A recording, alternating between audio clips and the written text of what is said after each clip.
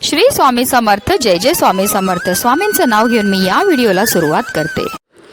हिंदू धर्मशास्त्रात अधिक मासाला अत्यंत पवित्र आणि फलदायी मानले जाते. सन 2026 मध्ये हा पुण्यपर्व काळ ज्येष्ठ महिन्यात आला आहे. याला अधिक ज्येष्ठ मास असे म्हटले जाते. त्याची कालावधी 17 मे 2026 ते 15 जून 2026 असणार आहे. या अधिक मासामध्ये गुरुपुष्यामृत योगाचा शुभ संयोग सुद्धा जुळून येत आहे. यंदा 21 मे 2026 म्हणजेच गुरुवारी आहे गुरुपुष्यामृत योग. गुरुपुष्यामृत योग हा सकाळी 6:05 सुरू होऊन उत्तरात्र 2:49 पर्यंत असणार आहे.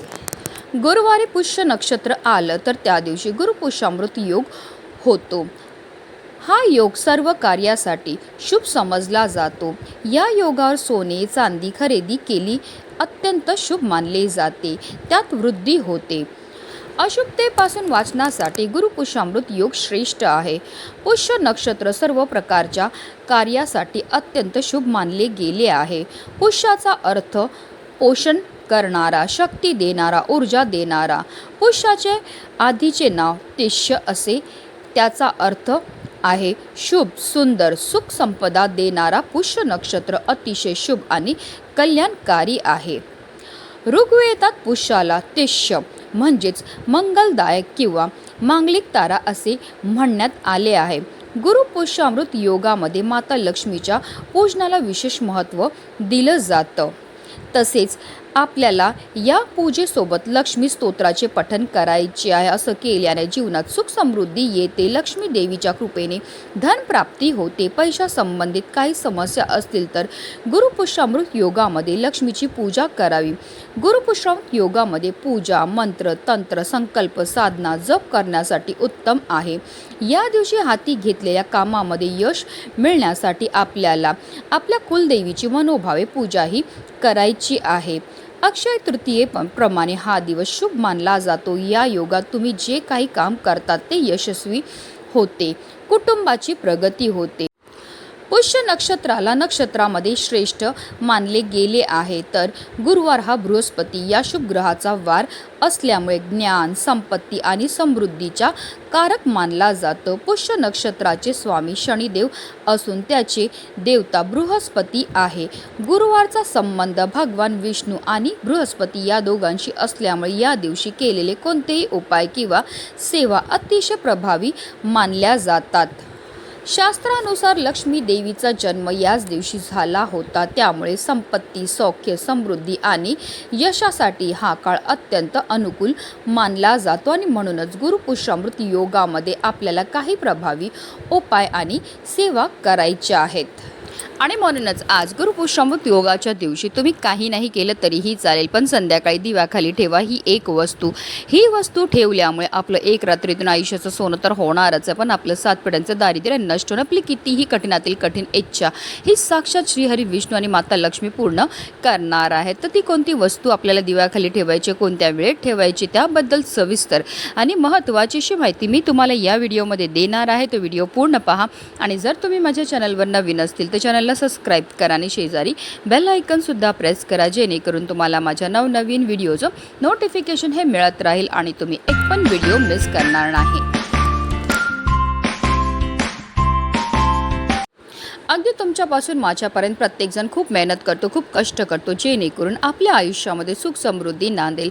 पण बऱ्याचदा काय होतं ना, आपल्या घरामध्ये काही दोष असतात किंवा आपल्यामध्ये काही दोष असतात, त्यामुळे सुद्धा आपल्याला कोणत्याही क्षेत्रामध्ये यश हे मिळत नाही. आपण मेहनत तर करतो, कष्ट तर करतो, पण आपल्या कष्टाला, आपल्या नशिबाची साथ ही मिळत नाही. आपल्या घरी पैसा तर येतो, पण आलेला पैसा टिकून राहत नाही. जर तुमच्या घरामध्ये वारंवार भांडणं होत असतील, आजारपण येत असेल, कलह होत असतील, आलेला पैसा टिकून राहत नसेल, मुलं खूप चिडचिड करत असतील, हट्टीपणा करत असतील, नवरा बायकोचं पटत नसेल किंवा आपली मुलं खूप शिकलेली आहेत पण त्यांना मनासारखी नोकरी प्राप्त होत नसेल, मुलांचा विवाह जुळण्यामध्ये समस्या येत असतील, तर या प्रकारच्या समस्या का निर्माण होतात? तर त्या निर्माण होतात आपल्या घरामध्ये असणाऱ्या दोषांमुळे.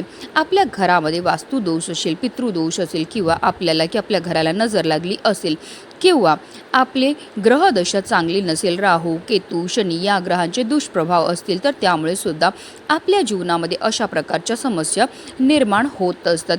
आणि जेव्हा अशा विशेष तिथीला आपण काही प्रभावी उपाय करतो तर त्यामुळे निश्चितच आपल्याला या सर्व दोषांपासून मुक्तता मिळण्यामध्ये मदतही मिळत असते.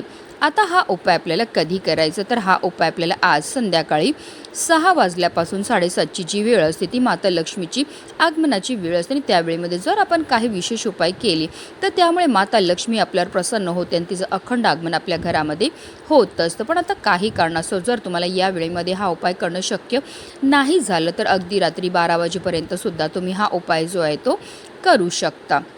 हा उपाय सुरू करायच्या अगोदर सर्वप्रथम आपल्याला देवघरामध्ये दिवा हा प्रज्वलित करून घ्यायचा आहे. कारण कोणतीही सेवा किंवा कोणताही उपाय जर आपण अग्नीच्या साक्षीने केला तर त्यामुळे आपल्याला निश्चित सफलताही प्राप्त होत असते. त्याचबरोबर आपल्याला घराचे सर्व दरवाजे आणि खिडक्या ह्या खोलून घ्यायच्यात. कारण आपल्या घरामध्ये असणारी जेवढी पण नकारात्मकता, इडापिडा, दोष आहेत, अलक्ष्मीतील आपल्याला घरातनं बाहेर काढून टाकायचं आहे. या उपायाकरता आपल्याला एक दिवा हा लागणार आहे. दिवा तुम्ही कोणताही घेऊ शकतात.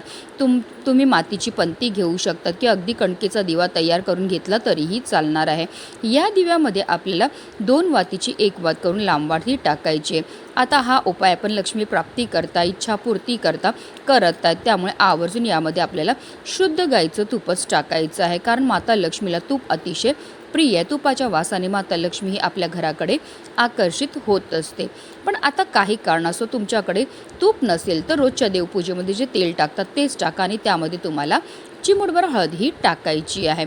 आता आपल्याला एक प्लेट घ्यायची. प्लेटवर आपल्याला हळदीने एक स्वास्तिक काढून घ्यायचं आहे आणि त्या स्वास्तिकवर आपल्याला हळद, कुंकू, अक्षदा अर्पण करून घ्यायचे आणि त्यावर आपल्याला मूठभर चण्याची जी डाळ असते ती ठेवायची आहे. गुरुपुष्यमृत योगाच्या दिवशी चण्याच्या डाळीला अनन्यसाधारण असं महत्त्व असतं. तुम्ही सोनं नाही खरेदी केलं तरीही चालेल, पण तुम्ही अवघी 10 रुपयाची का होईना चणा डाळ जी आहे ती खरेदी करून आपल्या घरी आवर्जून घेऊन यायची आहे. ही चण्याची डाळ आपल्या घरी आणल्यामुळे साक्षात श्रीहरी विष्णूंना आपल्या घरी आणल्यावर आपल्याला पुण्य हे प्राप्त होणार आहे. हरभऱ्याची जी डाळ असते ती पिवळ्या रंगाची असते आणि पिवळ्या वस्तू ज्या आहेत त्या श्रीहरी विष्णूंना अतिशय प्रिय आहेत. गुरुपुष्यमृत योगाच्या दिवशी पिवळ्या वस्तू खरेदी करणं आणि घरी आणायला खूप महत्त्व हे दिलं जातं. त्याच डाळीवर आपल्याला हा दिवा जो आहे तो ठेवायचा आहे. तो दिवा प्रज्वलित करून घ्यायचा. आता हा दिव्यामध्ये आपल्याला एक हिरवी वेलची आणि एक लवंगसुद्धा टाकायची. आता ही प्लेट उचलून आपल्या देवघरामध्ये असणारे श्रीहरी विष्णू आणि माता लक्ष्मी समोर ठेवायची आहे. तिथेच बसून आपल्याला काही सेवा ह्या करायच्यात. आपल्याला 1 वेळा लक्ष्मी स्तोत्राचं पठण करायचं आहे. त्याचबरोबर आपल्याला 1 वेळा श्रीसूक्तमचं पठण करायचं आहे.